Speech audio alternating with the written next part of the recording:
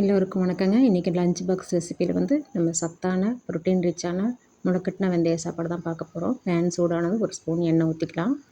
எண்ணெய் காஞ்சதும் ஒரு துண்டு கட்டி பெருங்காயம் போடுறேன். நீங்கள் வந்து தூள் பெருங்காயம் வேணாலும் சேர்த்துக்கோங்க.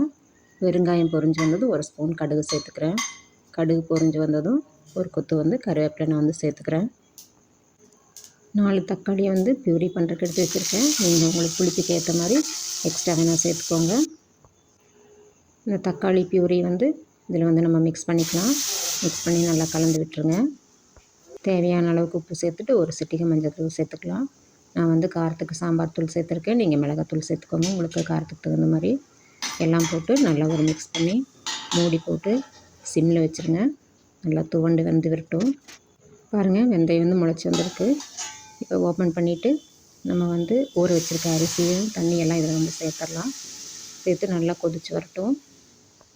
வெந்தயத்தை வந்து காலையில் ஊற போட்டுட்டு நைட்டு வரைக்கும் ஃபுல்லாக ஊறினதுக்கப்புறம் நைட்டு தண்ணியெல்லாம் வடிச்சிட்டு ஒரு துணியில் கட்டி வச்சிடலாம். இல்லைன்னா சல்லடையில் எடுத்து வச்சிட்டிங்கன்னா காற்று போகிற மாதிரி வச்சு அது மேலே ஒரு ஈர துணியை போட்டு மூடி வச்சிட்டிங்கன்னா காலையில் வந்து முளைச்சி வந்துடும். கிளைமேட்டுக்கு ஏற்ற மாதிரி ஒரு சில டைம் மறுநாள் கூட வரும்.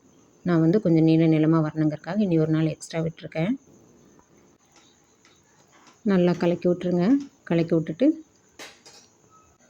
அடுப்பை கையில் வச்சுட்டு நம்ம வந்து மூடி போட்டு மூடி வச்சிடலாம். நான் வந்து 250 ml வந்து ஒரு கப் அரிசிக்கு வந்து 3/4 லிட்ரு தண்ணி ஊற்றி அரை மணி நேரம் ஊற வச்சு போட்டிருக்கேன். ஒரு விசில் வந்ததுக்கப்புறம் ஸ்லோ பண்ணி 8 நிமிஷம் கழிச்சு இறக்கியிருக்கேன். நீங்கள் நார்மலாக வந்து உங்களுடைய அடுப்பு எந்த ரேஞ்சுக்கு எரியுதோ, உங்களுடைய ஊறு தண்ணி எந்த மாதிரி இருக்குதோ அதை பொறுத்து எப்படி குக் பண்ணுவீங்களோ அந்த மாதிரி குக் பண்ணிக்கோங்க. ஸ்டீம் போயிடுச்சு. நம்ம இப்போ ஓப்பன் பண்ணி பார்க்கலாம். லைட்டாக வந்து ஜென்டில் ஒரு மிக்ஸ் பண்ணி கொடுத்துடலாம். நல்லெண்ணெயும் வெந்தய காம்பினேஷன் இருக்கிறனால லைட்டாக ஒரு சிறு கசப்பு இருக்குங்க. பாவக்காய் சுண்டைக்காயெல்லாம் விரும்பி சாப்பிட்றவங்களுக்கு இது வந்து ரொம்ப பிடிக்கும். பட் வந்து ரொம்ப சத்தானது. குழந்தைகளுக்கு வந்து சின்ன வயசுலேயே கொடுத்து பழகிட்டிங்கன்னா அவங்க வந்து சாப்பிட்டு பழகிடுவாங்க. லஞ்சுக்கு வந்து நல்லா பெஸ்ட்டு சூட்டடாக இருக்குங்க. பாருங்கள், உதிரி உதிரியாக வந்து ஸ்ப்ரவுட் ஆனதெல்லாம் பாருங்கள் எவ்வளோ அழகாக வந்திருக்குன்னு சொல்லிட்டு. இந்த வீடியோ உங்களுக்கு பிடிச்சிருக்குன்னு நினைக்கிறேன். பிடிச்சதுன்னா ஒரு லைக் பண்ணுங்கள். யார் யாருக்கெல்லாம் பயன்படுன்னு நினைக்கிறீங்களோ அவங்களுக்கெல்லாம் ஷேர் பண்ணிவிடுங்க.